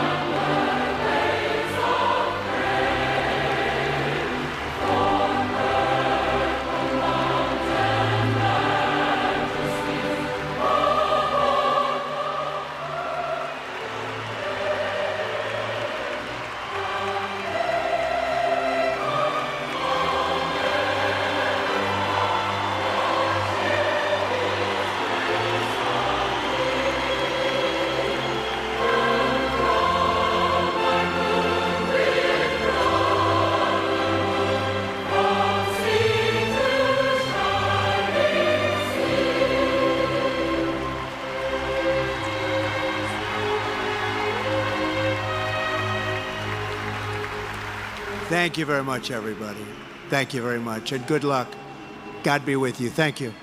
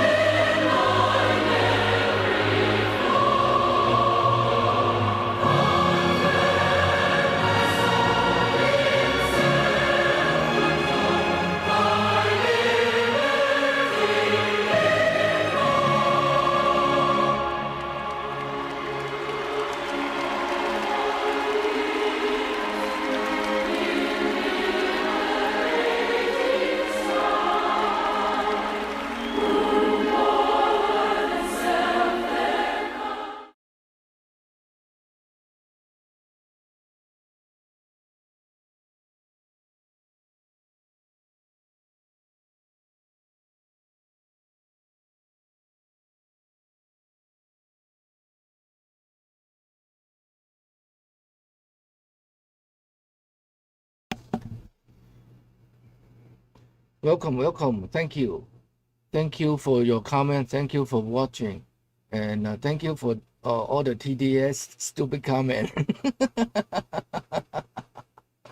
uh, I just, Hanson, remind me, because Hanson says he's going to pray for Copeland, Richard Copeland. So, oh, that would be nice. That would be something, maybe I should start, start praying for everyone over there, all the TDS.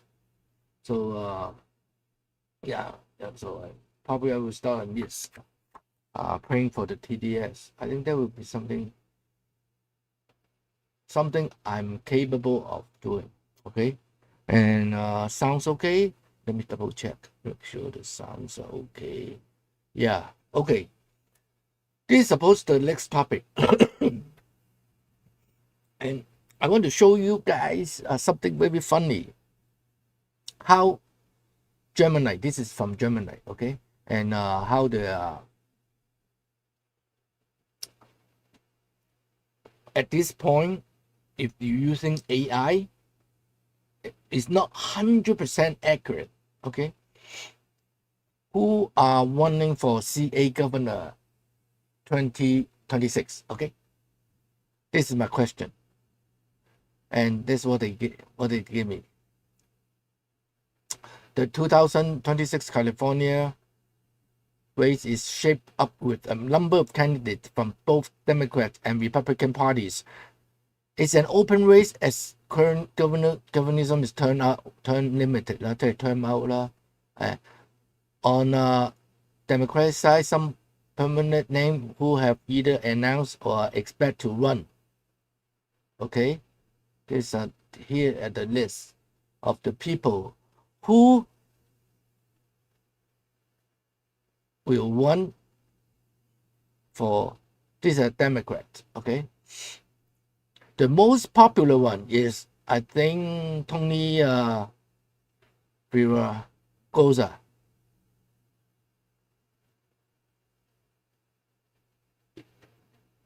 Okay, I think this is the most popular in Los Angeles, at least. Okay, because it's former mayor.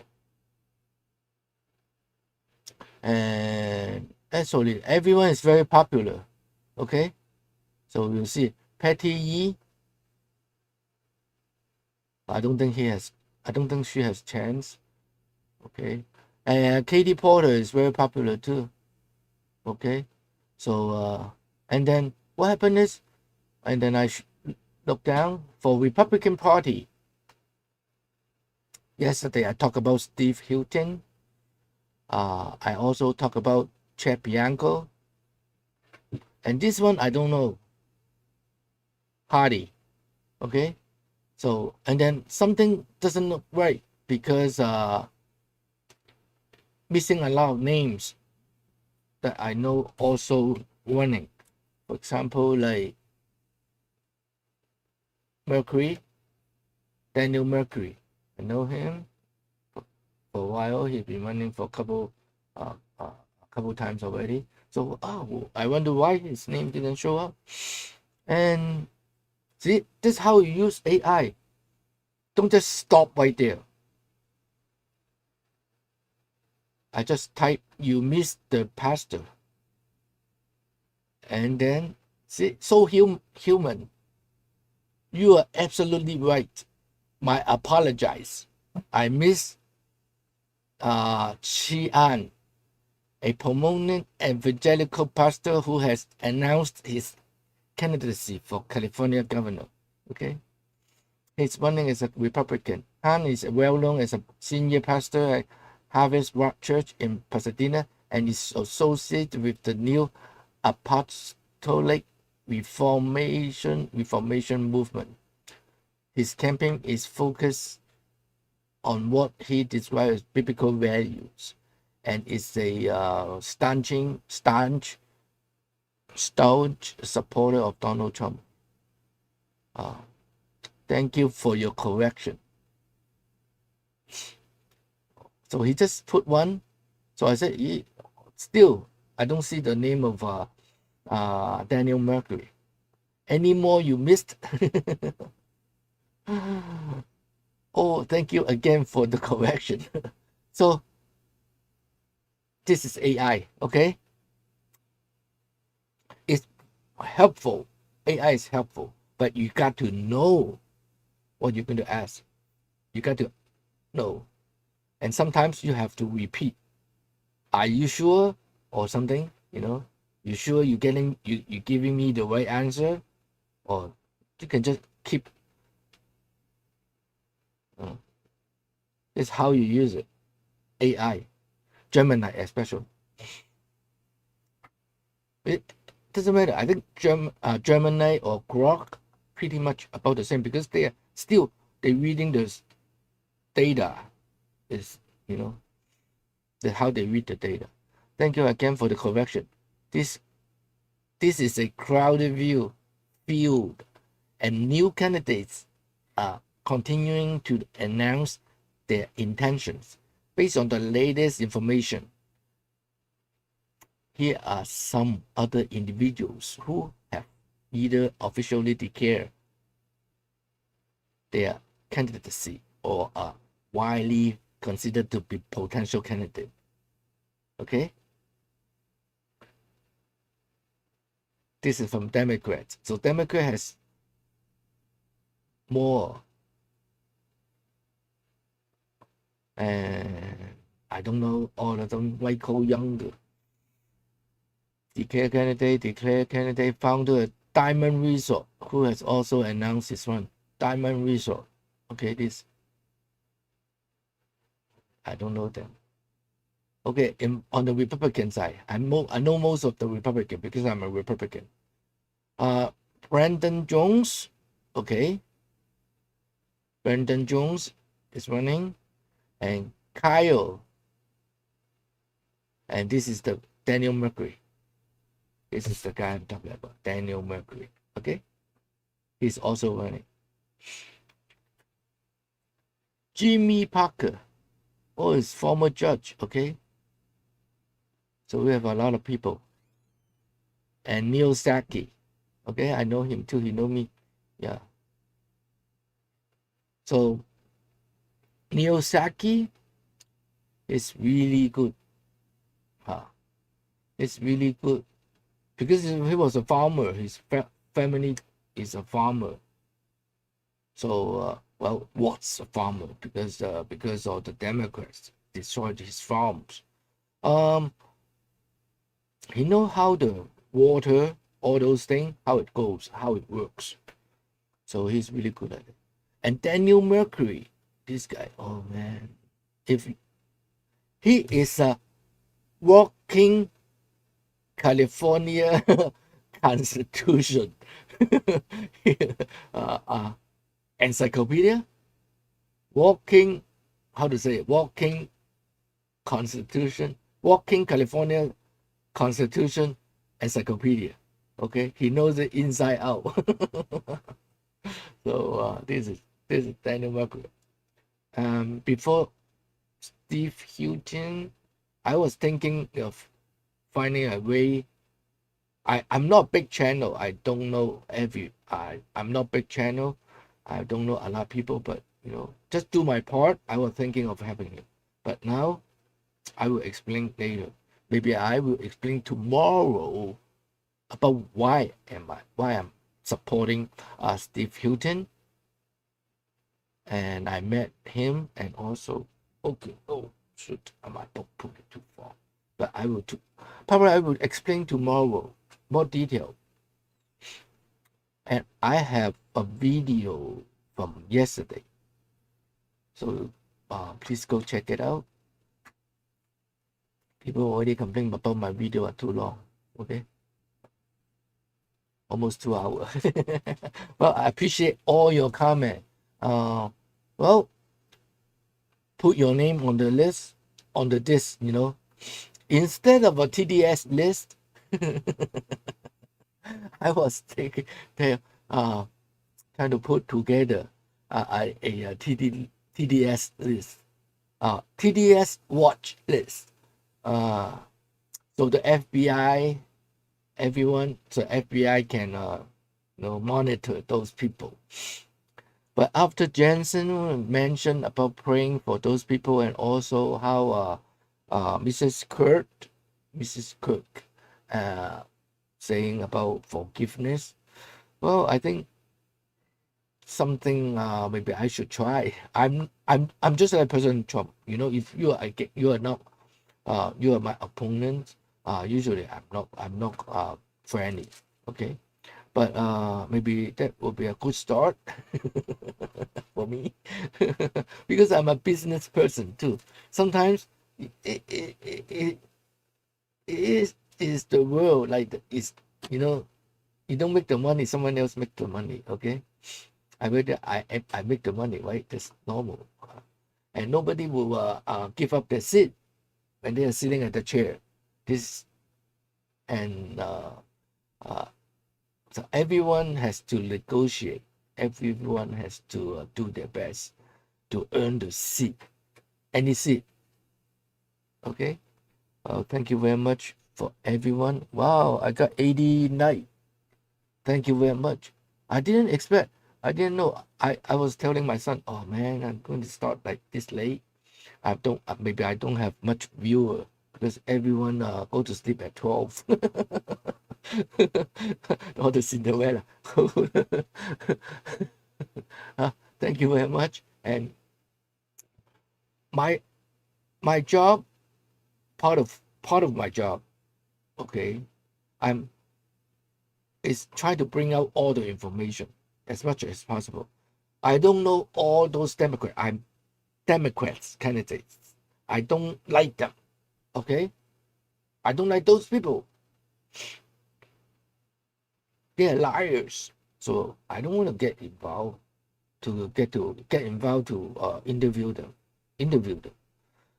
But on the Republican side, they are we have a same mindset, similar.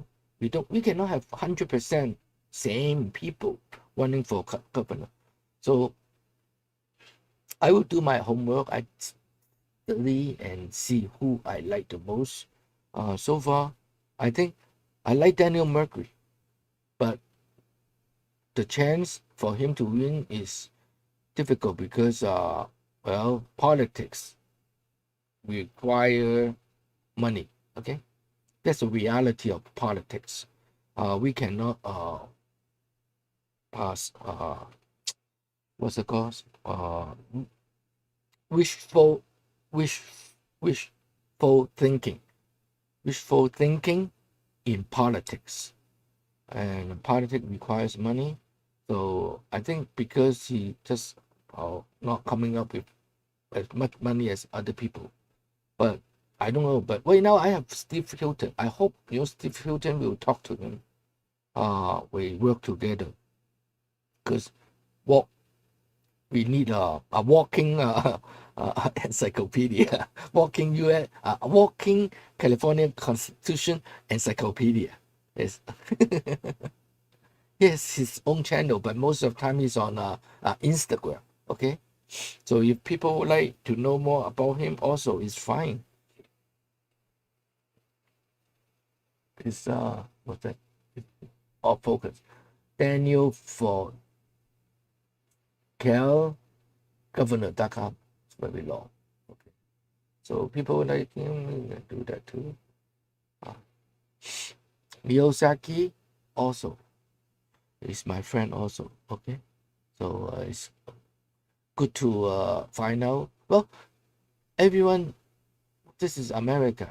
Everyone has a right to find out who they like, who they like to vote for. As long as there's no illegal vote, that's why we want voter ID.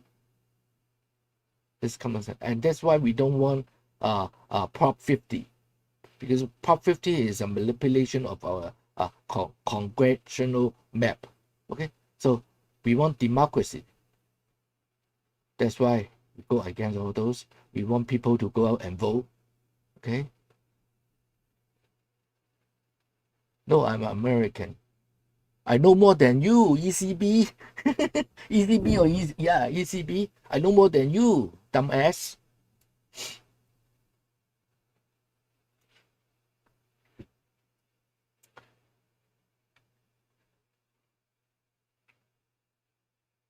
I know. Yeah. So, I'm American and this is my country. Okay.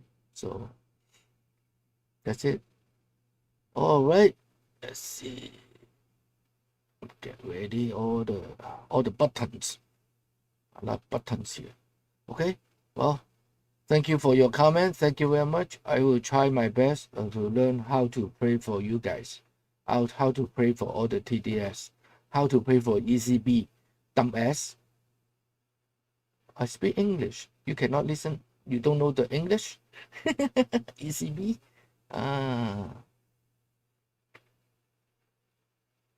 See, you understand. That's why you type. So that's why I believe I'm speaking something you understand, which is English. ECB. Okay? Well, I will try. Still so hard to pray for those people. This bunch of dumbass. Okay? Well, that's why I so admire Charlie Kirk. That's why so many people admire Charlie Kirk. Okay? Well, thank you very much. I see you. See you tomorrow. I will try my best telling you why Steve Hilton, I'm helping him. Okay? Bye-bye.